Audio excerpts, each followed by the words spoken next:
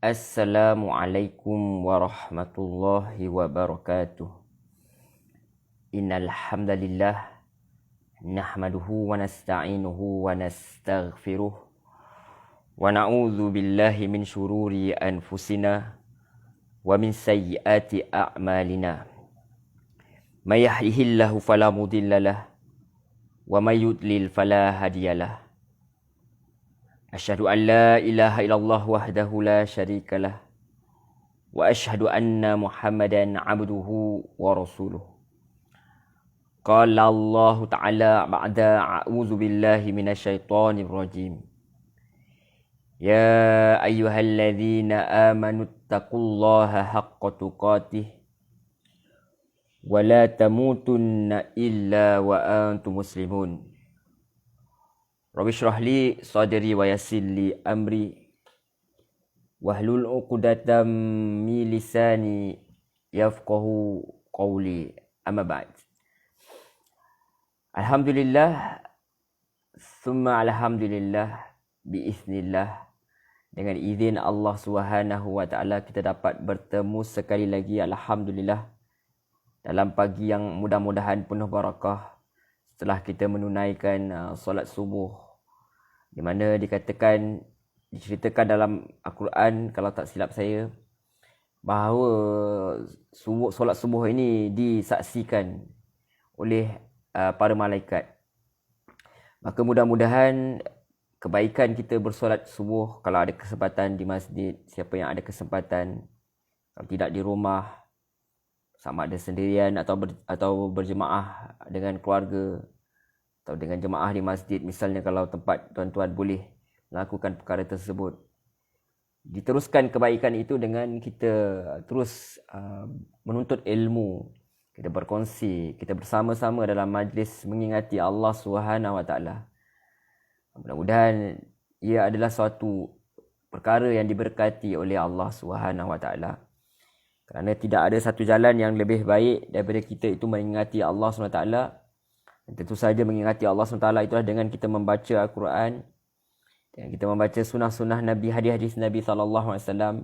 Dan dia menimbulkan rasa kegurunan kita kepada Allah SWT, menyebabkan kita rasa takut kepada Allah SWT, dan menyebabkan kita terus mengharapkan rahmat Allah SWT, agar kita sentiasa berada dalam rahmat dia, kekal sehinggalah hari akhirat, dalam kebaikan yang diberikan Allah SWT, di bawah naungan Allah SWT, rahmat dia di dunia dan di akhirat.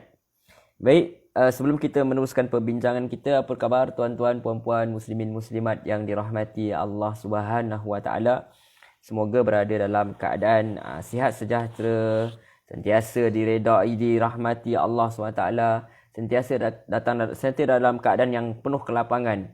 Walaupun apa sahaja dugaan yang melanda, tetapi hati itu tenang, hati itu lapang, mengharapkan kasih sayang Allah Subhanahu wa taala. Tayyib. Kita telah pun memperbincangkan berkenaan dengan ayat daripada surah Al-Fatihah sehinggalah surah Al-Baqarah sehingga ayat yang ke-224, di mana Allah SWT mengajar kepada kita, memberi tarbiyah, didikan kepada kita. Dan soal dalam membentuk masyarakat itu sebenarnya bermula daripada apa? Daripada pemilihan pasangan hidup itu sendiri. Maka Allah SWT ajar kita nak pilih pasangan hidup, mestilah dilihat pada agama dia. Sama ada orang lelaki, orang perempuan, dilihat pada agama, bukan berdasarkan rasa cinta semata-mata. Sebab tu kalau dia bukan beragama dalam agama Islam, maka diharamkanlah berkahwin dengan orang yang beragama lain. Melainkan ada pengecualian terhadap ahli kitab. Orang lelaki boleh berkahwin dengan ahli kitab, tetapi itu perinciannya insya-Allah pada masa yang akan datanglah. Tetapi daripada asasnya adalah Arab musyrik, pada asasnya orang musyrikin, orang yang mensyirikkan Allah SWT, orang yang kafir itu tidak boleh sama ada lelaki atau perempuan menikah dengan pasangan yang dicintai dia, sampailah pasangan itu hendak memeluk agama Islam. Okey, kemudian Allah lanjutkan pula berkenaan dengan hukum haid itu. Kemudian Allah berkenaan dengan bagaimana untuk melakukan hubungan suami isteri dengan cara yang terhormat, dengan cara yang baik, mengikut adab-adabnya. Itu semua dilakukan kerana apa? Diceritakan kerana apa? Supaya manusia itu Allah perhatikan semuanya. Itu satu. Dan Allah itu sangat rahmat sehingga kan keperluan biologi manusia itu juga diperhatikan oleh Allah SWT. Dan setiap perkara itu juga mesti ada adab dan tata tusila dia. Tak boleh kita lakukan perkara yang melampaui batas. Sebab manusia itu mesti dijaga sifatnya. Kalau tidak pembentukan masyarakat itu tak menjadilah, sebab manusia akan jadi tidak ubah seperti haiwan. Kerana melakukan hubungan suami isteri itu, hubungan biologi itu, sebenarnya haiwan juga turut melakukannya perkara tersebut. Jadi manusia itu mesti dibezakan taraf dia dengan haiwan, maka diberikan adab, tata sila, peraturan-peraturan yang sesuai dengan fitrah manusia itu sebagai yang diletakkan oleh Allah SWT sebagai sukakan kepada kebaikan. Kemudian Allah ceritakan berkenaan ayat 224 kita bincangkan minggu lepas, di mana Allah kata jangan kamu jadikan sumpahmu sebagai penghalang untuk melakukan kebaikan, untuk bertakwa dan mencipta kedamaian di antara manusia. Sesungguhnya Allah Maha mendengar lagi Maha mengetahui. Dan kalau kita bersumpah untuk tidak, macam kita kata aku takkan sedekah dah, atau aku takkan bagi nafkah dah kat isteri aku, perkara-perkara tersebut sebenarnya tak boleh dilakukan, maka kenalah batalkan sumpah tersebut dengan membayarlah. Maksudnya dia kena membayar kafarat dah. Sebab apa? Dia telah melakukan suatu perbuatan yang tak sepatutnya dia lakukan. Sebab tak boleh. Sepatutnya kita ni kalau nak bersumpah, kalau kita nak berazam, kita kena berazam untuk buat perkara yang baik.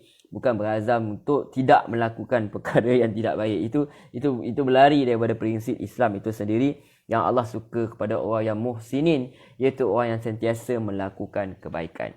Okey. Tanpa kita membuang masa lagi, tanpa kita melengahkan masa lagi, terus kepada ayat yang seterusnya. Sebelum tu kita ingin ingatkan sekali lagi bahawa program ini adalah halakah ini adalah pertemuan ini, perkongsian ini adalah perkongsian tadabbur ayat-ayat Quran ada bersurah Al-Fatihah, insya-Allah sampai ke surah yang An-Nas dengan izin Allah SWT. Tapi semua itu dilakukan secara ringkas-ringkaslah, tadabbur ringkas. Dan insya-Allah setiap kali pertemuan Sabtu dan Ahad, insya-Allah dalam lebih kurang pukul 7 dan 7 lebih macam tu, 7 pagi macam tu, kita akan bincangkan setiap pertemuan itu satu muka surat lah secara ringkas-ringkas sebagai pengenalan lah kepada kita untuk berjinak-jinak dengan Al-Quran, insya-Allah. Okey, kita terus kepada ayat 225. A'udzu billahi minasyaitonir rajim. Aku berlindung kepada Allah daripada godaan syaitan yang direjam.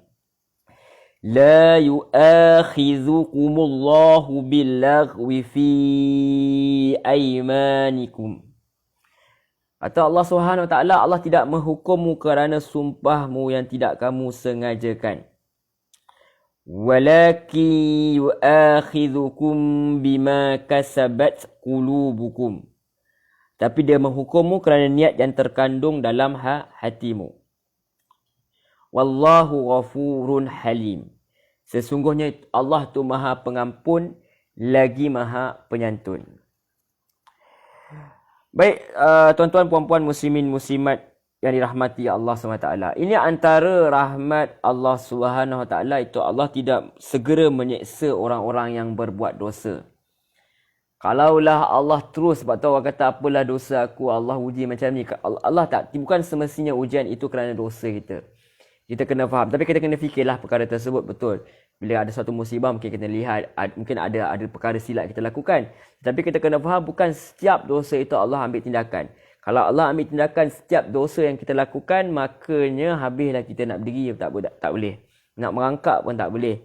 Kalau Allah terus bagi. Ini menunjukkan apa rahmat Allah SWT. Allah bagi peluang. Kadang-kadang ada terlintas dalam hati kita, apa yang dalam hati Allah tak hukum.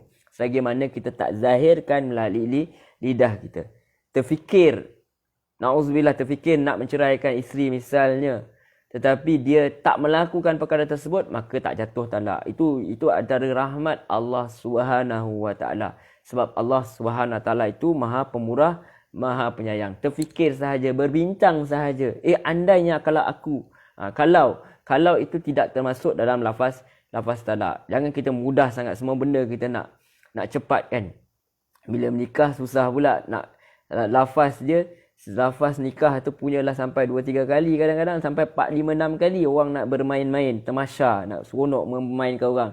Tapi bila bab talak, mudah sangat kita nak jatuhkan. Sedangkan Allah SWT kata, apa yang ada dalam hati itu Selagi mana kita belum niat betul-betul, belum lafazkan, maka itu tidak dihukum dan tidak juga dianggap sebagai dosa. Okay, berkenaan dengan hukum fiqh itu, tuan-tuan kena tanya kepada asatizah yang lebih layak untuk memperkatakan tentang perkara tersebut. Jadi Allah tak hukum kerana sumpahmu yang tidak kamu sengajakan. Allah tak hukum. La yu'akhidhukumullahu minta maaf, la yu'akhidhukumullahu billaghwi fi aymanikum. Allah tak hukummu kerana sumpahmu yang tidak kamu sengajakan, walakin yu'akhidhukum bima kasabat qulubukum, tetapi dia akan hukum kamu dengan apa yang dilakukan. Tetapi dia akan hukum kerana niat yang terkandung dalam hatimu. Maksudnya niat itu dizahirkanlah. Wallahu ghafurun halim. Dan Allah tu Maha Pengampun, Maha Penyantun. Jadi Allah SWT itu sangat baik kepada kita. Sebab tu kita kata bila Allah cerita pasal hukum, mesti ada ru'zah, mesti ada keringanan-keringanan yang Allah nak beri kepada kita.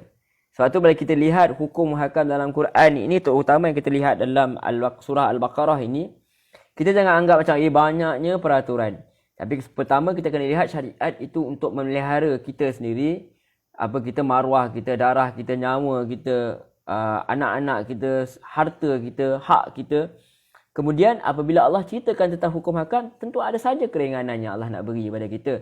Jadi bila kita lihat pada hukum hakam dalam Al-Quran terutamanya, kita dapat lihat betapa Allah tu sayang sangat dekat makhluknya yang bernama manusia ini.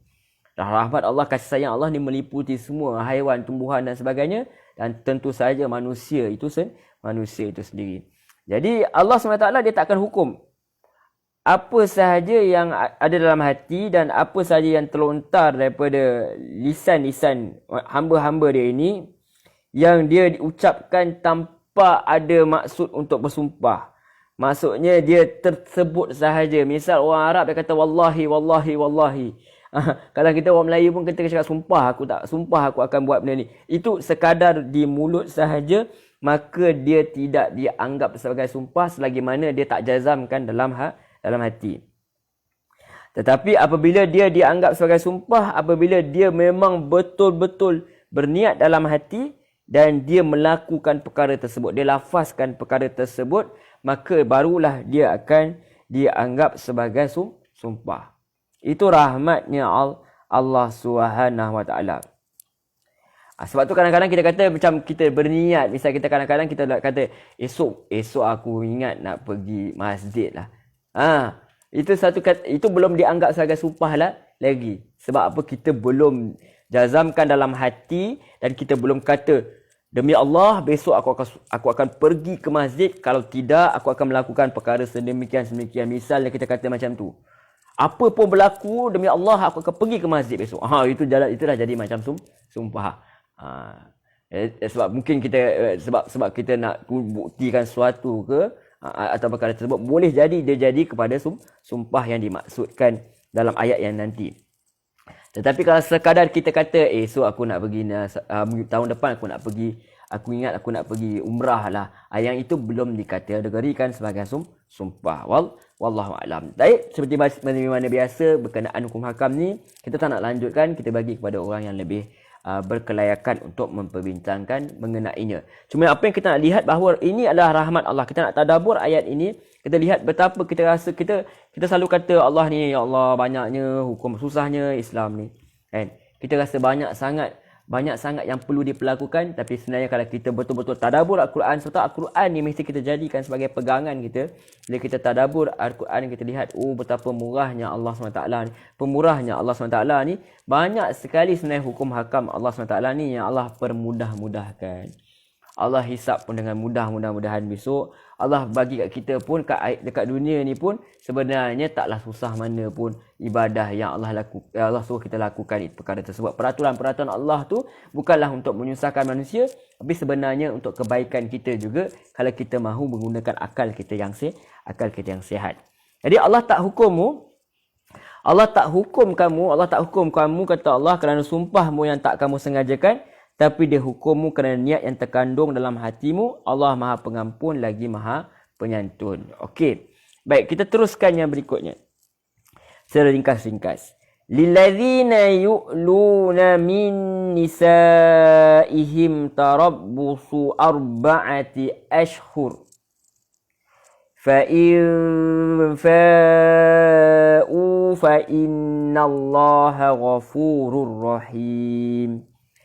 Kata Allah Subhanahu Wa Taala lagi ayat 226 melanjutkan tentang perkara 225 ni, bagi mereka yang bersumpah untuk tidak menyetubuhi isteri masing-masing, maksud ulama menjelaskan untuk tempoh melebihi 4 bulan, diberikan tempoh selama 4 bulan bermula daripada waktu dilafazkan sumpah untuk kembali menyetubuhinya. Kemudian jika mereka kembali yakni kepada isterinya, maka sesungguhnya Allah Maha Pengampun lagi Maha Penyayang. Baik, ini satu lagi rahmat Allah SWT. Ini juga bukti bahawa Allah SWT sangatlah mengangkat wanita itu ke tahap yang tinggi, tahap yang mulia. Wanita itu bukan sekadar untuk dijadikan sebagai objek memuaskan nafsu. Bukan, wanita itu bukan itulah sebenar tujuan, bukan. Sebab tu Allah SWT mengangkat, orang kata oh Islam tengok apa? Islam ini menindas wanita, tengoklah apa nafkah. Kalau harta warisan tak sama, laki dapat misal 50, perempuan tak dapat 50 juga, tak dibahagikan dengan adil. Lepas tu tengok apa ni, laki boleh kahwin sampai 4, perempuan tak boleh. Jadi macam-macam perkara tersebut ditohmahkan kepada Allah SWT. Tak nak bagi suami kahwin 4 tu perkara lain, tetapi mengatakan hukum itu tak relevan, itu perkara lain. Macam kita kata, saya tertarik satu movie tu kan, misal kalau kita kata saya tak suka makan daging itik misal. Kita tidak mengharamkan daging itik tu, saya tak suka sahaja. Jadi orang yang tak bagi suami dia, orang yang tak suka suami dia kahwin lain, itu perkara lain. Tapi kadang kata zaman sekarang tak relevan dah. Berpoligami ni, itu perkara yang lain. Dia telah mengharamkan, dia telah menyalahkan syariat yang Allah datangkan. Sedangkan Allah bukan memelihara satu wanita saja, Allah memelihara semua wanita. Poligami itu sendiri juga dibenarkan untuk wanita juga sebenarnya. Yang itu. Soal nak dibenar tak benar, itu pandai-pandai sendirilah nak selesaikan masalah rumah tangga. Tetapi kita cerita ni berkenaan kalau Allah nyatakan dalam Al-Quran, Allah SWT itu memang sentiasa menjaga semua makhluk dia, sama ada lelaki atau wanita. Di sini dapat kita lihat ayat 226, Allah benar-benar menjaga wanita itu. Di mana ada perangai manusia ni, orang Arab ini, dan kita pun ada, nanti kita cerita kan, dia bersumpah dia tak nak setubuhi isteri dia. Kadang-kadang dia dah tetap dah 4 bulan ataupun lebih, atau ataupun dia tak bagi tahu pun. Sebab apa? Nak menghukum isteri dia ke, ataupun dia pergi keluar ke tempat berdagang ke, berperang ke dan sebagainya, maka dia tak lakukan persetubuhan dengan dia tidak menunaikan tanggungjawab dia itu memberi nafkah batin itu. Jadi Allah SWT tidak benarkan perkara ini. Walaupun daripada hukum, kalau kita rujuk, misalnya kalau kita rujuk dalam portal, saya baru rujuk portal wilayah Mufti Wilayah Persekutuan misalnya, dia kata bawa pandangan bahawa walaupun seorang itu bersumpah, yakni bersumpah tidak dia bersumpah supaya dia tak nak melakukan hubungan suami isteri itu dengan isteri dia tak nak melakukan persubuhan itu dengan isteri dia, maka tetaplah tidak jatuh talak walaupun 4 ke 5, 6 bulan pun. Tetapi dia satu perkara yang mendatangkan dosa lah, sebab telah menganiaya isteri itu sendiri. Lepas tu Islam datang kat sini, dia kata apa? Bagi mereka yang bersumpah untuk tidak menyetubuhi isteri masing-masing, maka diberi tempoh selama 4 bulan sahaja. Kemudian jika mereka kembali, maka sesungguhnya Allah Maha Pengampun. Maksudnya perkara sebegini kalaulah diperlakukan oleh suami itu lebih daripada 4 bulan misalnya, sengaja-sengaja melakukan perkara tersebut, maka isteri boleh melaporkan kepada mahkamah lah, sebab telah dianiaya. Kita masyarakat kita ni pelik, orang yang bercerai dihina. Oh, dipandang hina, anak-anak tak menjadilah, apa semualah, macam-macam tomahan. Tapi kita lupa bahawa ada yang berlaku sebenarnya tak bercerai, tapi mereka katakan sebagai gantung tidak bertali. Yang ini masih lagi pasangan suami isteri tapi tak duduk serumah dah, nafkah tak bagi dah. Tapi yang ini orang kata tak apa lagi sebab masih ada lagi pasangan. Kita punya masyarakat ni kadang-kadang pelik. Orang yang macam ni tak dipandang pelik pula, tak dipandang hina pula, kan lah kita tak hina orang.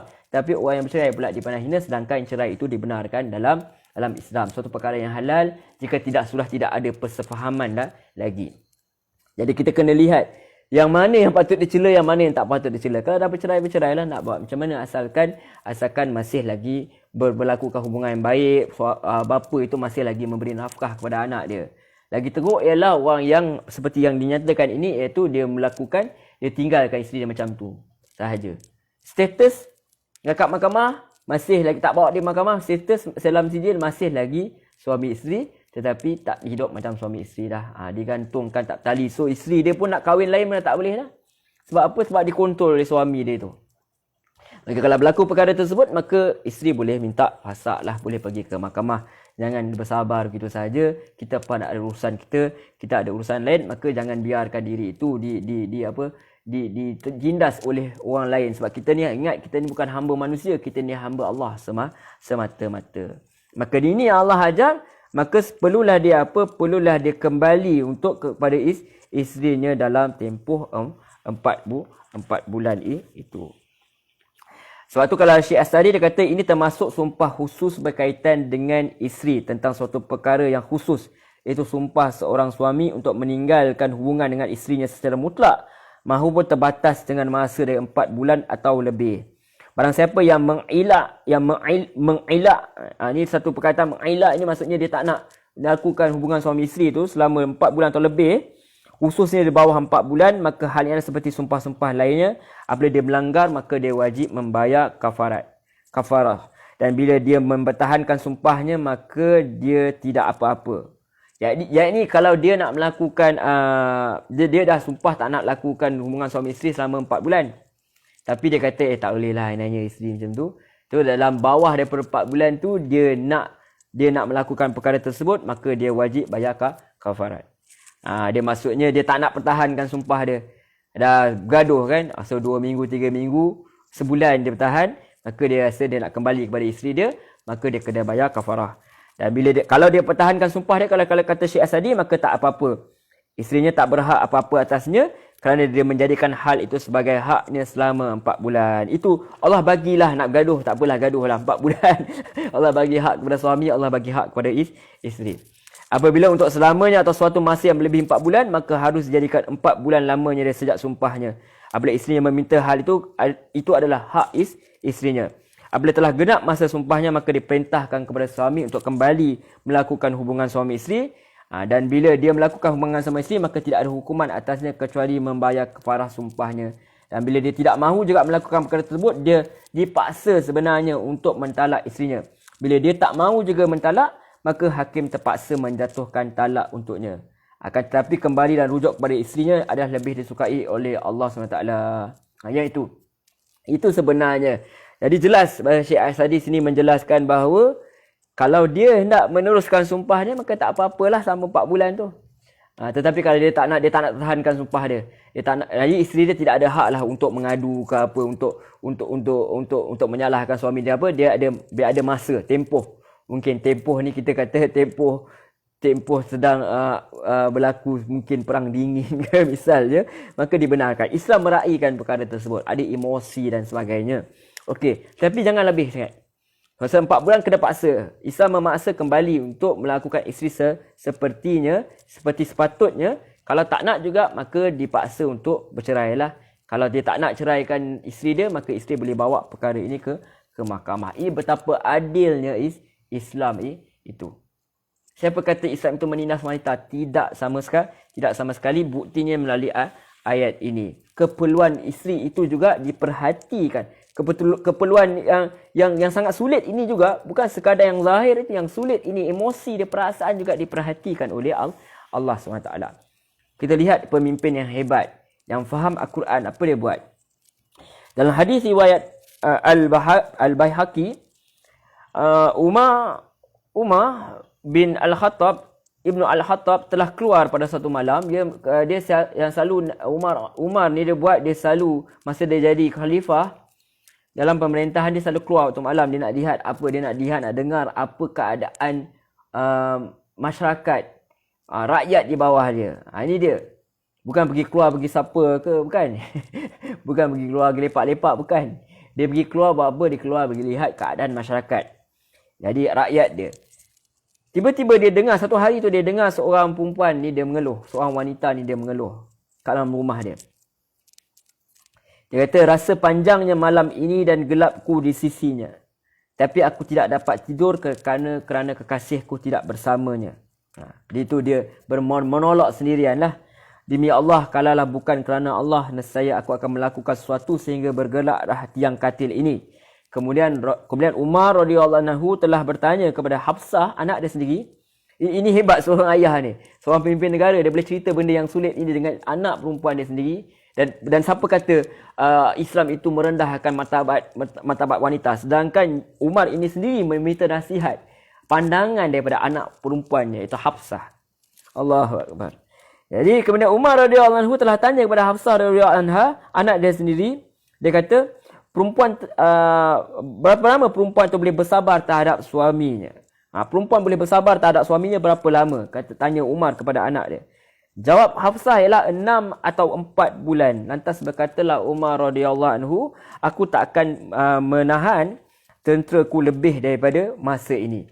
Sebab orang zaman dulu kan berperang kan. Jadi Umar hantar tentera, so Umar kata aku takkan letak lebih daripada masa yang Hafsah cakap tadi. Takkan lebih 6 bulan sampai setahun meninggalkan isteri sampai tak dapat memberi nafkah lahir dan nafkah batin dan sebagainya. Jadi itu kita lihat pemimpin yang hebat, dia memerhatikan keadaan rakyat dia. Sampaikan soal biologi itu, soal yang sulit ini pun juga diperhatikan oleh pemimpin sebab dia telah ditarbiah oleh Al-Quran dan Sunnah. Allah SWT yang sangat hebat, yang di mana surah Ar-Rahman dia kata Allah ni sibuk menjawab doa hamba-hamba dia. Banyak kerja Allah SWT ni, tapi masih dia fikirkan soal yang kita rasakan remeh ini. Betapa hebatnya Allah SWT, betapa adilnya Allah SWT, betapa rahmatnya Allah SWT kalau kita tak nampak lagi, tak tahu nak kata apalah.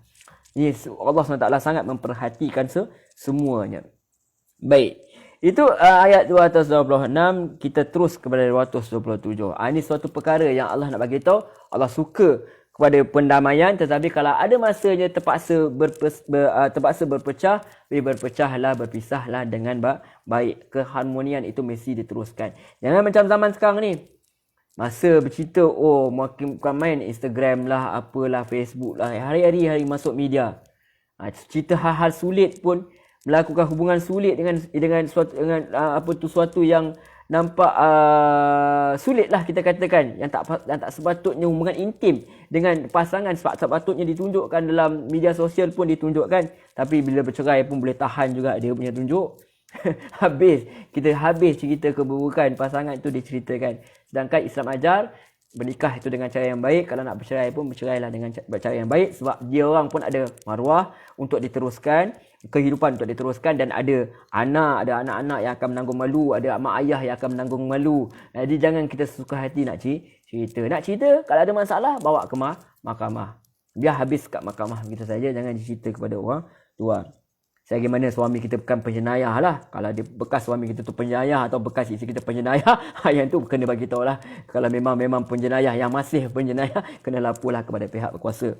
Okay, kalau setakat mengusik kita secara peribadi, maka tahanlah perkara tersebut. Sebab apa? Masih ada anak-anak untuk dijaga. Nanti kalau tak, orang hina anak-anak kita. Ini berlaku kadang-kadang dalam media sosial semua. Sampaikan masalah rumah tangga orang lain pun kita pun tahu. Padahal kita punya masalah rumah tangga pun banyak tak settle, kita pergi settle komen pula masalah rumah tangga orang lain. Baik, terus pada ayat 227. Wa in azamut talaqa fa innallaha sami'un alim. Kata Allah Subhanahu wa taala, dan jika mereka tetap ingin bercerai, maka sesungguhnya Allah Maha mendengar lagi Maha mengetahui. Jadi Allah mendengar, bermakna Allah ambil caknalah atas keputusan tu, dan Allah tidak menghalanglah perkara tersebut sebab Allah tahu apa yang terbaik untuk kalian, maka kalian telah memilih takdir itu. Sebab takdir itu semua apa saja yang Allah lakukan, apa saja dalam dunia ni semua takdir Allah Subhanahu wa taala. Jadi apabila telah memilih untuk bercerai, maka Allah SWT tu tidaklah melarang perkara tersebut. Tak adalah sampai arasy Allah bergegar, hadis itu tak sahih lah. Kenapa pula kamu bercerai, arasy Allah terganggu pula? Dia tak adalah sampai macam tu. Dia adalah satu perkara yang dibolehkan jika terpaksa melakukan perkara tersebut. Apa guna hidup sekali kalau hidup itu masih asyik bergaduh, terbang pinggan, jiran pun duk dengar saja. Anak-anak pun tengok kita bergaduh setiap hari. baiklah bercerai secara baik daripada hidup dalam keadaan yang penuh dengan peperangan. Tangan macam, jangan macam. So Islam bagi jalan keluar. Baik. Jadi terus ayat 228, wal mutallaqatu yatarabbasna bi anfusihinna thalathata furu'. Kata Allah SWT, dan para isteri yang diceraikan wajib menahan diri mereka menunggu 3 kali kuruk. Yang ini dibincangkan oleh para ulama. Kuruk jamak daripada qur'u yang maksudnya suci atau haid. Jadi ada pandangan ulama yang mengatakan bahawa mesti suci daripada haid ataupun datang haid. Yang kali ketiga. Jadi yang ini tuan-tuan puan-puan kena rujuk kepada ahli fiqh lah, fuqaha yang lebih layak untuk menceritakan. Cumanya kita nak cerita kat sini, Allah kata siapa yang dah ceraikan wajib menahan diri dia selama 3 kali suci atau 3 kali haid. 3 kali suci daripada haid atau 3 kali haid. Kenapa perkara sebegini perlu berlaku? Kerana apa? Kerana hendak membersihkan rahim wanita tersebut kalau ada baby lah, kita kata macam tu. Jadi nak suci kan, supaya apa, kalau dia nak berkahwin ke dengan lelaki lain ke selepas itu, maka tidaklah bercampur nasab keturunan, supaya tak keliru lah siapa punya anak ni. yang itu sebenarnya. So Islam sangat memerhatikan keturunan itu supaya tidak bercampur, sebab dia ada nilai-nilai hukum lah kat sana. Jadi para isteri yang diceraikan wajib menahan diri mereka 3 kali kuruk, sama ada 3 kali haid atau 3 kali suci. Itu beza pandangan ulama. Jadi tak boleh bagi mereka menyembunyikan apa yang diciptakan Allah dalam rahim dia. Wal mutallaqatu yatarabbasna bi anfusihinna salasata quru'. Jadi dan wanita-wanita yang diceraikan hendaklah mereka tunggu terhadap mereka selama 3 kali kuruk, sama ada semasa suci atau masa haid. 3 kali suci lepas haid atau 3 kali suci. Mengikut pandangan yang telah ada pada ulama lah, tuan-tuan boleh rujuk kembali. Wala yahillu lahunna ay yaktumna ma khalaqallahu fi arhamihin. Dan tidak halal bagi mereka, yang ini para isteri ini, sembunyikan apa yang telah diciptakan dalam rahim-rahim mereka. In kunna yu'mina billahi wal yaumil akhir. Kalaulah mereka ini, jika mereka beriman kepada Allah dan hari akhirat. Wa bu'ulatuhunna ahaqqu biraddihinna fi dhalika in aradu islaha. Okey, yang itu sebentar lagi. Jadi Allah SWT beritahu kepada kita, Allah SWT ajar, kalau selepas bercerai itu, kalau nak tunggu habis waktu iddah dia lah berapa lama, sebab masa tu nanti akan jelaskan ada hukum dia. Jadi berapa lama waktu seorang itu, isteri itu masih lagi dalam iddah dia, ialah 3 kali kuruk, 3 kali haid ataupun 3 kali suci selepas haid. Dan kalau ada dalam rahim dia, dalam perut dia ada baby ke, dia tak boleh sembunyikan perkara tersebut, semata-mata dia nak cepatkan waktu iddah dia supaya dia boleh menikah dengan orang lain, atau supaya dia boleh bebas buat apa yang dia nak lah, tidak terikat dengan perkahwinan lagi, tak terikat dengan suami dia. So dia boleh buat apa yang dia suka dengan mengikut batas-batas agama lah, tentu saja. Jadi, dan Allah kata kalau betul kalian ini beriman dengan Allah SWT dan beriman dengan akhirat, so kalian tak boleh lakukan perkara menyembunyikan. So kahwin dengan orang lain, kahwin pula dengan orang lain, sebenarnya baby itu bukan baby suami yang baru. Yang itu tidak boleh, sebab nanti nasab akan bercampur. Ada nilai-nilai hukum, ada nilai harta warisan dan sebagainya. Jadi Allah tak benarkan perkara tersebut, sebab perkara tersebut akan menganiaya orang lain lah. Sebab kalau dia sembunyikan harta warisan ke misalnya, dia akan menyebabkan waris yang sebenar itu teraniaya lah dan sebagainya. Okey. Kemudian Allah kata, ringkas kita bincang tentang hukum ni, wa bu'ulatuhunna ahaqqu biraddihinna fi dhalika in aradu islaha. Dan suami-suami mereka lebih berhak untuk kembali mereka berbaik dengannya pada yang demikian itu jika mereka menghendaki berbaik semula. Jadi kalau dalam waktu iddah tu, siapa yang lebih berhak? Tentu sahajalah suami. Tapi banyaklah perbincangan para ulama tentang ini. Tapi kalau ikut asasnya, walaupun berbeza pandangan dalam mazhab Syafi'i itu sendiri, tapi ada pandangan mengatakan bahawa walaupun bercerai itu masih duduk dalam satu rumah. Ada pandangan tersebut supaya nak memudahkan berlakunya rujuk itu. Kadang-kadang bercerai itu sebab apa? Benda-benda yang remeh, baru kahwin, pengalaman pun tak banyak lagi. So Allah bagi peluang perkara tersebut supaya untuk kembali berbaik-baik, supaya tidak timbul penyesalan lah di kemudian hari.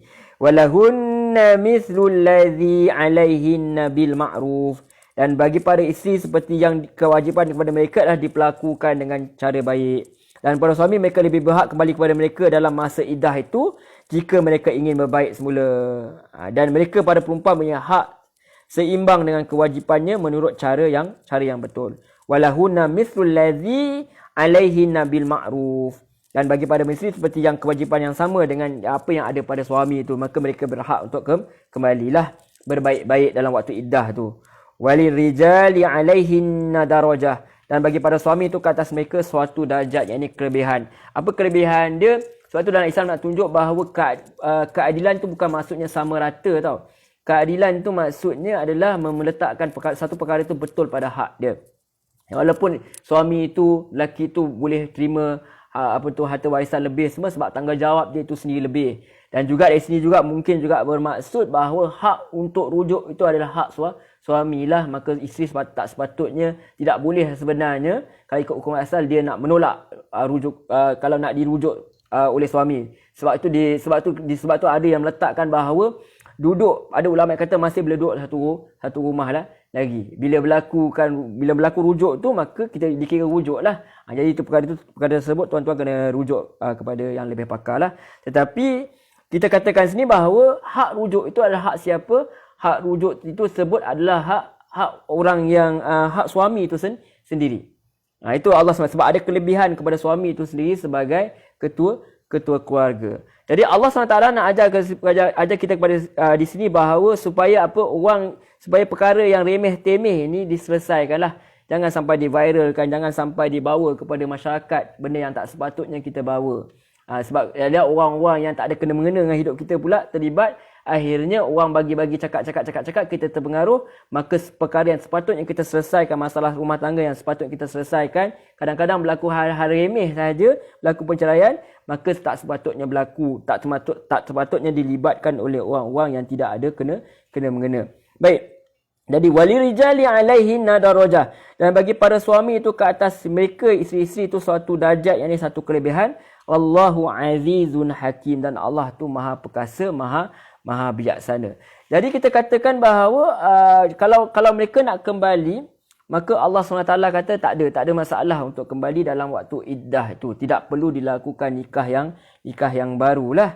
Jadi kata Allah SWT, perkara tersebut dibenarkan, bahkan sebenarnya dia adalah suatu perkara yang baiklah, sebab dia adalah suatu perkara yang menunjukkan bahawa Islam itu memberi peluang. Kalau manusia itu melakukan kesilapan, misalnya pergaduhan suami isteri dan sebagainya, maka masih ada jalan untuk kembalilah.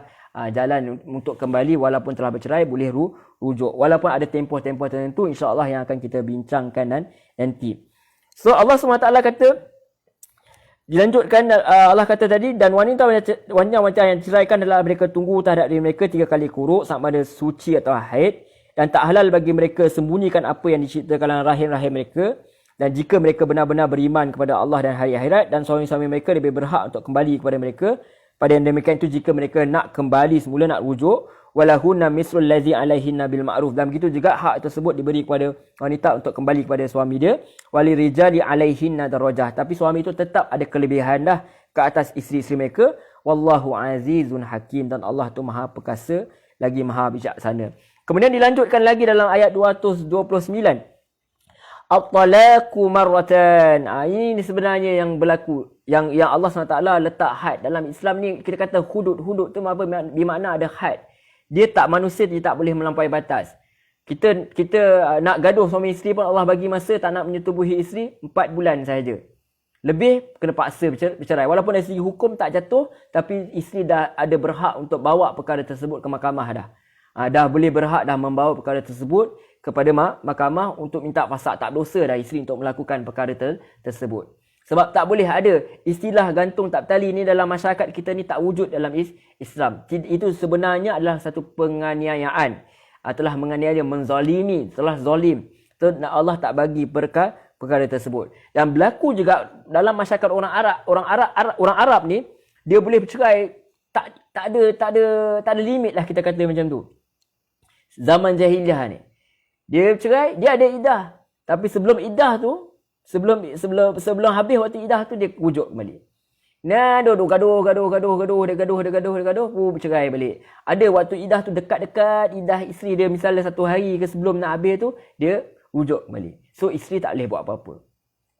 Isteri dalam keadaan yang tertekanlah, sudah tidak diberi nafkah zahir dan batin, dan diperlakukan seperti objek yang tidak ada nilai dia.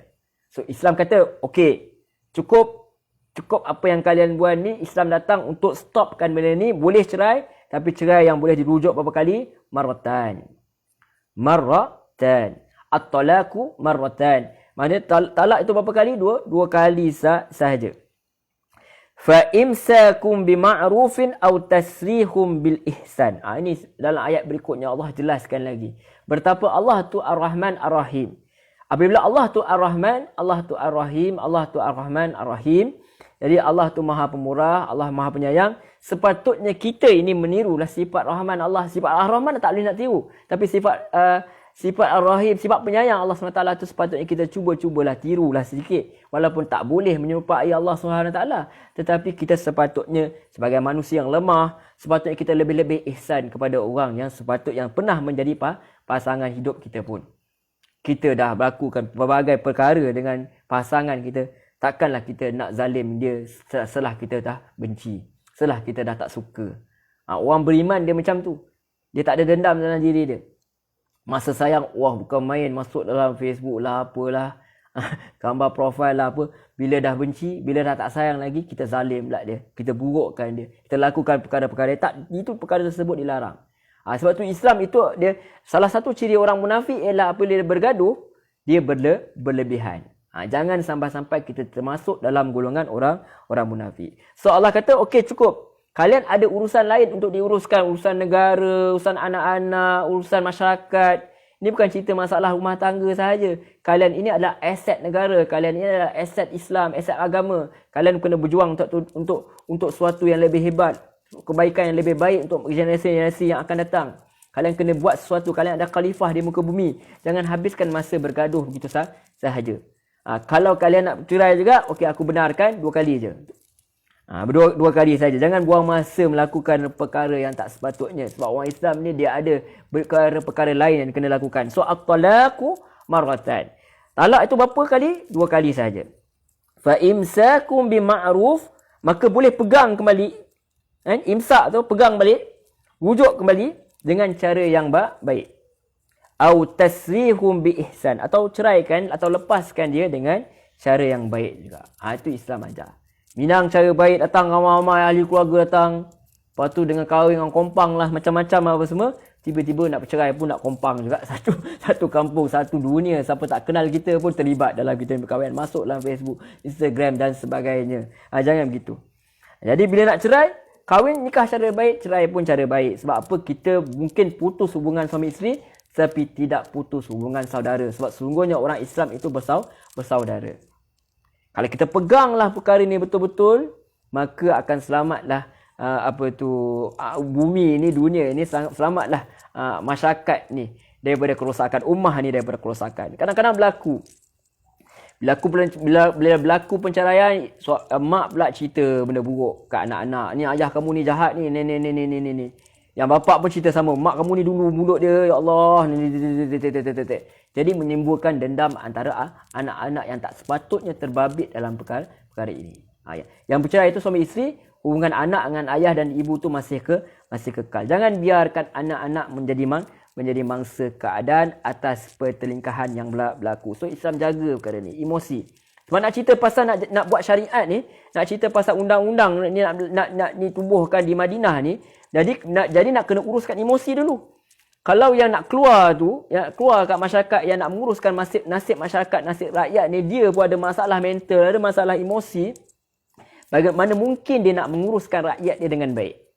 Iaitu Islam ajar. So apa sahaja pendidikan tu tarbiyah itu bermula daripada rumah itu sendiri. Kalau tak mampu pertahankan rumah tangga tu, tapi jangan biarkan dia runtuh sehingga meruntuhkan institusi keluarga itu, anak-anak itu sendiri. Jangan runtuhkan hati anak, jangan runtuhkan anak. Kita dah hati kita dah ke lain, tak boleh buat macam mana nak buat. Ya muqallibal qulub, Allah tu yang membolak-balikkan hati. Dan kita sendiri dah tak ada persefahaman, tapi jangan jadikan dia sebagai permusuhan. Tu Islam ajar. No matter what, kita berbeza pandangan di luar. Kalau bukan cerita pasal suami isteri, kita luar kita ada beza pandangan sekalipun, jangan kita sampai mengeji, mengejek, menghina. Sebab apa? Jangan sampai putus hubungan ukhuwah itu sendiri. Kalau dalam cerita ini, jangan kita sampai menyebabkan anak-anak itu putus hubungan silaturahim dengan ayah dia atau ibu. Ada orang yang bawa lari anak dia, tak bagi pun anak dia jumpa dengan mak dia. Sampai dia sendiri tak kenal mak dia siapa. Dan sebaliknya, perkara tersebut berlaku, tuan-tuan pergi sahajalah kat Jabatan Agama Islam tu, tuan-tuan tengok berapa macam-macam aduan berlaku. Kalau tuan-tuan pergi surf dalam internet pun, tuan-tuan boleh baca macam-macam perkara berlaku. Yang tak sepatutnya, kalau kita orang yang beriman dengan Allah, hari akhirat, tak sepatutnya orang Islam melakukan perkara tersebut. وَلَا يَحِلُّ لَكُمْ أَن تَأْخُذُوا مِمَّا آتَيْتُمُوهُنَّ شَيْئًا. Dan tidak halal bagi kamu untuk kamu mengambil daripada apa yang telah kamu berikan kepada mereka, syai'an, suatu apapun, illa an yakhafa alla yuqima hududallah. Okey, di sini Allah bagi tahu pula adab pula. Adab pula, apa adab dia apabila dan tak halal lah bagi kamu bila dah bercerai tu, suami tu janganlah ambil balik apa yang telah dia berikan kepada isteri dia, kepada bekas isteri dia misalnya. Tak molek lah. Orang Melayu kata apa, buruk siku lah, kita kata macam tu. Janganlah ambil balik. Kecuali kata Allah, ayya khafa alla yuqima hududallah. Kecuali kalau kedua-duanya takut bahawa tak dapat melaksanakannya ini batasan-batasan Allah. Fa in khiftum alla yuqima hududallah. Maka jika kamu takut bahawa kedua-duanya tak dapat melakukan aturan-aturan Allah, fala junaha alaihima fi maftadat bih. Maka tak adalah dosa kedua-duanya dalam bayaran yang dibayar isteri kepadanya. Ini terserah kepada suami isteri punya cerita lah, hubungan kekeluargaan. Walaupun dah bercerai, bincanglah baik-baik mana nak bagi balik ke apa dan sebagainya. Mana yang duduk nak rumah ni nak bagi ke siapa, ke suami nak keluar dari rumah ke apa. Semua tu kena bincangkan baik-baiklah. Baik. Tilka hududullah fala ta'taduha. Ini batas-batas Allah, maka jangan kamu langgar dia. Wa man yata'adda hududallah, dan siapa yang melanggar batasan Allah, faulaika humuz zalimun, dan mereka itu adalah orang-orang yang zalim. Seperti mana kita katakan tadi, Allah SWT jelaskan dalam ayat ini, kalau nak bercerai pun mesti dah cerai yang baik. Kalau dah ada barang-barang rumah yang dah bagi ke misalnya, janganlah ambil balik. Sebab apa? Sebab ataupun dah bagi mas kahwin ke, dah cerai, janganlah ambil balik, minta balik, melainkan kalau mendapat persetujuan. Jadi kita lihat bahawa semua itu mesti sepatutnya digambarkan oleh Islam ini supaya apa? Supaya dilakukan dengan harmoni. Dan jangan ada menzalimi pihak yang mana-mana pun. Jadi tak boleh menzalimi sesiapa pun. Sebab siapa yang melanggar hukum Allah SWT ni, dia anggap sebagai orang yang zalim dah. Mereka itu orang yang zalim. Siapa yang melampaui batas, dia termasuk dalam golongan orang-orang yang telah bersifat zalim, dan Allah tu tak suka kepada orang zalim. Yang tu. Sebab tu Allah perintahkan, kalau kita lihat tadi, Allah perintahkan supaya kalau nak bergaul dengan isteri ni, nak rujuk dengan baik, nak bercerai pun bercerai yang baik. Allah kata lagi, tak halal bagi kamu ambil sesuatu daripada yang kamu berikan kepada mereka, kecuali kalau keduanya khawatir tak dapat menjalankan hukum Allah. Yang ini melakukan khuluk dengan cara yang makruf. Di mana isteri ni dia benci suami dia akibat macam-macam perkara lah, maka dia khawatir dia tak dapat mentaati Allah SWT, maka dia boleh melakukan khuluk tu. So dia kena buat apa? Antara dia memulangkan kembali apa yang telah diberi oleh suami dia. Kalau tak silap mas kahwin, begitulah. Dalam Malaysia ni dia ada bayaran-bayaran tertentulah. Itu sebagai apa? Pengganti untuk mendapatkan maksud yang dikehendaki dan perpisahan. Jadi ayat ni kata Syekh Asadi, ini merupakan dalil disyariatkan khuluk apabila hikmah tersebut ditemukan. Jadi ini hukum-hukumnya telah ditetapkan oleh Allah SWT dan tak boleh seseorang itu melampaui batas. Misalnya suami pula kata, oh kau nak cerai dengan aku so kau kena bagi banyak ni, amount begini, sehingga menyebabkan isteri itu tak boleh nak lari dah. Tak boleh nak keluar dah. Tak ada jalan keluar. Yang tu tak boleh sampai menzalimi. Sebab tu kalau ada apa-apa masalah, bawa perkara ini kepada mahkamah dan mahkamah akan selesaikan perkara tersebut dengan baik. InsyaAllah. Itu antara perkara-perkaranya. Maka kalau suami itu ceraikan, tanpa ada khuluk tadi, tak ada fasad tadi, tak dijatuhkan fasad oleh mahkamah, isteri tidak memintanya, maka dia kenalah biarkan apa yang dia bagi, mas kahwin dia bagi ke apa, biarkan, jangan ambil kembali. Tetapi kalau si isteri yang minta, pergi mahkamah dia minta, maka dia boleh ambil kembali berdasarkan kadar-kadar tertentu yang telah ditetapkan oleh mahkamah lah. Jangan sampai menzalimi. Perkara ni macam ni pula, tuan-tuan kena rujuklah kepada Jabatan Agama. Sebab soal-soal perkahwinan ni semua dah cukup lengkap lah. Jabatan Agama dah tentukan, Majlis Agama Jabatan Agama tentukan, tuan-tuan boleh rujuk dekat sana. Cuma key dia dalam kita nak tadabbur ni, jangan kita menzalimi siapa pun. Isteri pun tak boleh dizalimi, bekas isteri pun tak boleh dizalimi, bekas suami pun tak boleh dizalimi. Dua-dua Allah jaga. Suami, isteri Allah jaga. Lelaki pun aset dalam Islam, perempuan pun aset dalam Islam untuk apa? Untuk menjadi khalifah di muka bumi ini. Maka kedua-dua keperluan itu, emosi, zahir dan batin dia dijaga oleh Allah SWT sebaik-baiknya. Itu rahmatnya Allah SWT. Jadi kalau kita katakan, mana ada lagi agama yang selengkap ini, dia punya rules and regulation ni, Allah jaga semuanya. Hubungan suami isteri dalam bilik pun Allah jaga sampai keluar-luarnya. Sekecil-kecil, sesulit-sulitnya pun Allah jaga supaya manusia itu kekal sebagai hamba Allah SWT yang harmoni. Sebab apa? Diturunkan manusia di bumi ini supaya untuk mengharmonikan bumi ini. Bukan untuk kita bergaduh-gaduh sini sana, bawa mulut sana sini, orang duduk sini ni, jiran duduk asut sini sana, ada bapak saudara apa semua, mak saudara apa semua terlibat sekali, mak ayah semua terlibat sekali untuk menjadikan benda tu lebih teruk lagi. Akhirnya jadi mangsa anak-anak. Kalau dia ada anak-anak, jadi mangsa tu anak-anak. Baik. Okey, ayat terakhir insya-Allah yang kita nak bincangkan. Okey, bawa tak perasan, minta maaf. Waalaikumsalam warahmatullahi wabarakatuh. Okey, terima kasih insya-Allah, terima kasih sudah sudi menonton ni bapak saudara saya ni. Tuan Nordi Saleh, pak manakan saya ni. Okey, silakan. Kita teruskan insya-Allah ayat 230, rancak sangat sampai tak sempat nak tengok kiri kanan. Itulah short ni. Orang kata short sendiri. Fa in talaqaha, maka jika suami itu menceraikan isteri dia, yakni selepas talak yang ketiga. Sebab Islam yang datang dia tak boleh nak macam biarkan Arab jahiliah ni, orang jahiliah ni dia buat macam berapa kali dia buat. Tak ada had. Dia ada iddah, tapi dia tak ada masuk iddah tu. Kalau dia tak sempat, maka dia tak boleh tahan dah. Tapi dia pandai. Dekat-dekat nak iddah tu dia tahan. Dia tahan waktu iddah tu. Kemudian dia kembali balik. Dia kembali semula. Maka apa akan jadi? Dia tahan isteri dia. Besok-besok bergaduh balik. Lepas bergaduh balik, dia buat benda sama. Akhirnya isteri tak ada jalan keluar. Lah sampai umur dah 50-60 tahun, dia pun dah tak ada hati nak menikah lain dah. Yang itu. Menganiaya orang lain. Zalim. Dan orang zalim ni tempat dia kat mana? Tempat dia bukan di syurga Allah SWT. Sebab tak ada orang zalim dekat syurga Allah SWT. Ada orang kat neraka ni, orang yang hati keras, kasar, jahat. Orang yang menzalimi hamba-hamba Allah. Itu orang yang duduk. Orang yang dekat dalam syurga ni, orang yang lembut, kata Nabi. Yang hatinya selembut hati burung. Itu dia. InsyaAllah itu kita bincang nanti. Jadi hati burung ni hati yang lembut lah, di mana dia tak menganiaya orang dan sebagainya lah. Itu ia nyatakan dalam hadis Nabi. Bukannya orang yang berhati-hati keras dan kasar dan zalim yang penuh dengan dendam kesumat. Orang kata 7-8 keturunan tak habis. Sedangkan sebelum ni telah ada hubungan pun. Macam mana mungkin yang kita pernah bercinta bagai nak agak sampai ada anak semua, ada hubungan suami isteri, tiba-tiba kita aniaya orang yang ada hubungan, pernah ada hubungan. Kita sepatutnya kalau nak berpisah pun berpisahlah dengan baik-baik. Baik, ayat terakhir insya-Allah. fa in talaqaha fala tahillu lahu min ba'du hatta tankiha zawjan ghairah.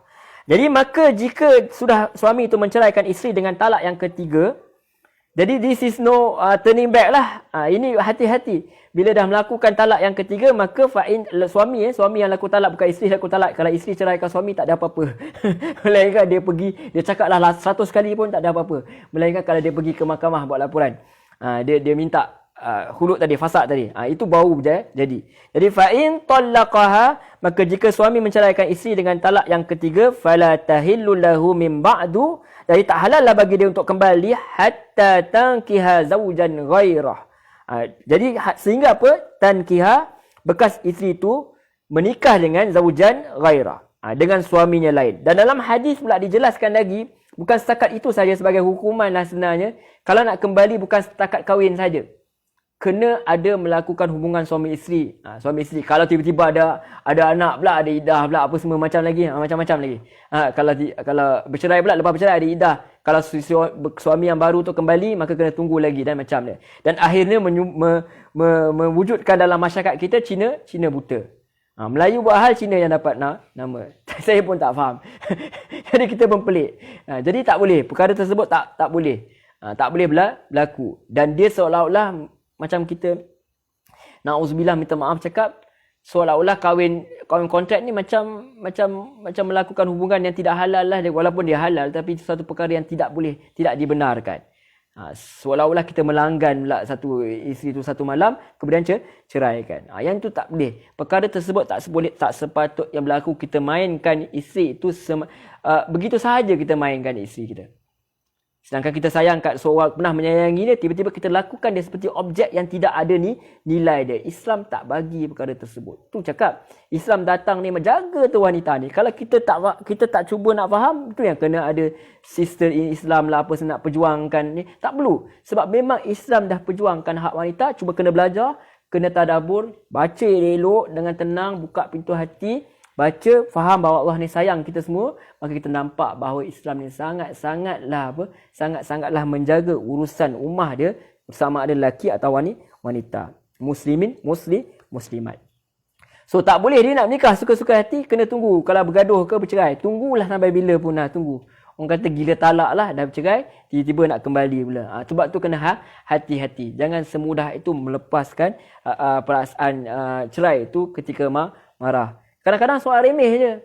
Soal kereta apa, isteri tak suka kita pergi lepak dengan apa kawan-kawan, bergaduh. Saya tak ada ketenangan dah sejak berkahwin dengan kamu ni. Macam-macam. Kadang-kadang hal remeh. Tuan-tuan pergi sajalah ke Jabatan Agama, tuan-tuan boleh lihat bahawa file-file tu kebanyakannya adalah sebab remeh-temeh sahaja. Zaujan ghairah. Sehinggalah kamu nikah dengan yang lain. Dalam hadis Nabi kata kena melakukan persubuhan dulu baru boleh. Dah ada iddah apa semua, barulah boleh kembali. Fa in talaqaha fala junaha alaihima ay yataraja'a in dhanna ay yuqima hududallah. Kata Allah SWT lagi, maka jika dia, yakni suami yang kedua tu, dia cerai pula isteri dia, fala junaha alaihima, tak ada dosalah kedua-duanya untuk kembali, ay yataraja'a, untuk kedua dia kembali rujuk, in zanna, kalau mereka itu merasakan sangkaan kuat mereka, ayyukima hududallah, mereka dapat menegakkan batas-batas hukum Allah. Taklah nanti nak bercerai lagi, taklah nanti menimbulkan masalah lagi, bergaduh lagi. Jadi kalau rasa boleh kembali. Sebab tu dia kena ada campur tangan jugalah keluarga. Kalau keluarga tengok macam suami dia ni memang tak boleh pakai, dia kena nasihat lah. Takkan nak bagi anak kita suka-suka hati kembali, kena pukul balik. Dulu bercerai sebab apa? Sebab kena pukul. Setiap hari kena pukul. Darah-darah kepala, bengkak-bengkak mata apa semua. Kena pukul. Aniaya habis tubuh semua dianiaya. Maka yang itu dinasihatkan supaya tidak kembali. Dia kena nasihat. Kata boleh lapor kepada polis. Laporlah kepada pihak berkuasa. Kena ada campur tangan. Islam bukan ajar kita macam boleh kembali ke kita biar bebas macam tu saja. Tidak. Mesti ada perancangan, mesti ada mesyuarat, boleh jumpa bakal suami tu nak kembali, kau nak kembali kepada anak aku boleh, tapi mesti ada syarat-syarat dia. Jangan suka hati nak lepas ni nak belasah balik, nak berdera balik. Tak boleh. Perkara tersebut walaupun dibenarkan oleh Islam untuk kembali segi hukum, tetapi mesti diperhatikan akibat-akibat dia semualah. Jangan kita ambil syariat ni kena cerdik. Jangan kita macam tu sahaja. Oh, A lah B bukan begitu. Tapi kita kena lihat mesti Islam ajar kita berfikir. Sebab tu Allah kata afala ta'qilun. Adakah tidak kamu berfikir? Konsep akal itu tetap ada dalam memahami nas dan juga tentu saja rujuk kepada tafsir Quran, rujuk kepada ulama, rujuk kepada fuqaha, rujuk kepada orang-orang yang lebih berpengalaman, rujuk kepada orang-orang yang lebih berilmu. Bila kalian tidak tahu, tanya kepada orang yang tak tahu. Jangan kita buat keputusan sendiri sahaja. Jangan ikutkan hati. Kalau ikutkan hati, kata orang Melayu, kata peribahasa kita, ikut hati tu mati. Menyebabkan nanti kalau tak mati betul-betul pun, kalau ada yang mati betul-betul kerana ataupun matilah hati akal tu, menyebabkan kita hidup dalam berentakan sentiasa berperang, menyebabkan anak-anak tak menjadi, anak-anak pun stres dan sebagainya. Jadi Allah kata ini batas-batas Allah. Jika kalian rasa kalian boleh menjaga batas-batas Allah, maka kembali. Kalau perkahwinan itu boleh membawa kepada syurga, boleh membawa kepada keharmonian keluarga, dah ada anak zuriat yang baik dan sebagainya, maka kembali bersama. Wa tilka hududullah yubayyinuha liqaumin ya'lamun. Itulah batas-batasan hukum Allah, dia terangkan bagi kaum yang mengetahui. Jadi salah satu ciri orang yang berilmu, berpengetahuan ialah dia mesti berperangai seperti orang berpengetahuan lah. Janganlah kita dah ada ilmu, kita pun bercerai pun lagi teruk daripada orang yang tak ada ilmu. Habis heboh sini sana. Semua kita duk bawa buruk, cerita buruk pasal pasangan hidup dia. Sedangkan sepatutnya kita dah menikah cara yang baik, maka kita bercerai pun dengan cara yang baik. Kalau nak kembali pun, pastikanlah kembali bukan sebab niat hendak menganiaya. Sebab hukum kalau dalam hukum fiqah tu dia ada kan, kahwin tu ada dia punya hukum-hukum dia. Ada sunat, ada wajib, ada makruh dan sebagainya. Ada haram pun. Kalau kahwin sekadar nak menganiaya bekas isteri, maka baik tak payahlah. Banyak kerja lain lagi rumah perlukan kita daripada kita habiskan masa untuk berkelahi dan dendam yang tak sudah, yang tak kunjung habis macam itu saja, menyebabkan anak-anak, masyarakat akan rugi. Kerana kita memerlukan, diri kita sepatutnya uruskan urusan lain. Banyak lagi rumah kita ni memerlukan perkara yang sepatutnya yang kita perlu fikirkan. Maka jangan habiskan masa itu dengan berkelahi dalam keluarga, dalam rumah tangga hingga merugikan ummah. Wallahu a'lam. Demikian sahaja perbincangan kita hari ini. Alhamdulillah, perbincangan yang bagi saya sangat menarik. Sebab apa yang datang daripada Quran itu adalah suatu perkara yang menarik. Sebab Islam itu sekecil-kecil benda pun Allah cerita. Sebab Islam tu tak menganggap perkara itu remeh. Sebab tu bila kawan kita ada masalah nak cerita, jangan kita rasa anggap benda tu remeh. Sebab Islam tidak pernah menganggap satu perkara tu remeh. Sebab apa? Emosi juga perlu dijaga. Kalau tidak, dia akan merosakkan ummah. Apa sahaja yang masalah yang bermula dari rumah akan dibawa keluar pejabat dan sebagainya, maka akhirnya manusia akan rosak. Manusia akan rosak kerana masalah dalaman yang ada pada manusia. Wallahu a'lam. Demikian sahaja pertemuan kita hari ini, di mana Allah cerita berkenaan dengan tak bolehnya kita lakukanlah istilah kita gantung tak bertali tu lebih daripada 4 bulan dan sebagainya. Kalau nak buat juga mestilah kalau tak nak juga melakukan hubungan suami isteri, maka perlu bercerai lah. Maka perkara tersebut perlu dibawa mahkamah dan ada dia punya peraturannya. Keywords dia, kata kunci dia jangan menganiaya, jangan menzalimi. Sama ada bekas isteri menzalimi suami atau suami menzalimi bekas isteri. Kedua-duanya tak boleh. Dan kita kata lelaki tak apa boleh dizalimi. Janganlah macam tu, kesianlah kat kami. Jadi kedua-duanya tak boleh dizalimi. Sama ada suami atau isteri, bekas suami atau bekas isteri, kedua-duanya perlu dijaga. Sebab kita semua adalah aset Islam, kita semua adalah aset untuk ummah. Kita semua mesti jaga emosi kita semua, mesti jaga hubungan kita semua, supaya manusia ini dapat direalisasikan tugas dia untuk menjadi khalifah di muka bumi Allah SWT ini. Baiklah, itu sahaja. Seperti biasa, saya mohon maaf kalau ada salah silap, tersasul sana sini, salah maklumat, menyalahi sunnah Quran dan sunnah. Maka kalau tuan-tuan nampak perkara tersebut, tinggalkan mana yang salah, ambil mana yang baik. Doakan saya sebagai keluarga saya semuanya, kita semua semoga bahagia, diampuni oleh Allah SWT, dirahmati oleh Allah SWT. Dan saya juga mohon maaf kalau dalam bercakap-cakap tu ada perkara-perkara yang mengguriskan hati dan perasaan. Saya mohon maaf, mudah-mudahan Allah mengampuni dosa kita semua. Saya tak bermaksud untuk menyatakan perkara tersebutlah. Biasalah manusia itu penuh dengan kesilapan. Yang baik itu semua yang datang daripada Allah SWT, mana yang buruk itu datang daripada kesilapan, kelemahan saya sendiri. Baik, itu saya, insya-Allah. Kalau ada masa, insya-Allah dengan izin Allah, esok kita jumpa lagi, bincangkan satu muka surat yang lain pula dengan tadabbur ringkas, insya-Allah dengan izin Allah SWT. Allah izinkan internet semua okey, insya-Allah kita jumpa lagi esok. Insya-Allah kita akan jumpa setiap minggu dalam 2 kali lah, macam Sabtu dan Ahad, insya-Allah. Terima kasih banyak Kepada yang sudi menonton, mana yang tak sempat menonton boleh menonton kemudian, boleh sebar-sebarkan. Mudah-mudahan ada manfaat, mudah-mudahan Allah kurniakan rahmat. Jaga diri baik-baik semua. Mudah-mudahan Allah angkat wabak ni daripada negara kita, daripada dunia kita, insya-Allah, dan mudah-mudahan Allah kembalikan kehidupan kita kepada normal yang asal lah, insya-Allah. Mudah-mudahan kita dapat beribadah dengan cara yang normal, kembali semuanya sihat sejahtera semuanya. Mudah-mudahan kita semua baik di dunia, bahagia di dunia dan bahagia di akhirat. Kita tutup dulu dengan tasbih kafarah. Subhanakallahumma wa bihamdik, asyhadu an la ilaha illa anta, astaghfiruka wa atubu ilaik. Wa sallallahu ala Muhammad wa ala alihi wa sahbihi wasallam, walhamdulillahi rabbil alamin. Wassalamualaikum warahmatullahi wabarakatuh. Terima kasih banyak-banyak tuan-tuan, puan-puan, muslimin, muslimat yang dirahmati Allah.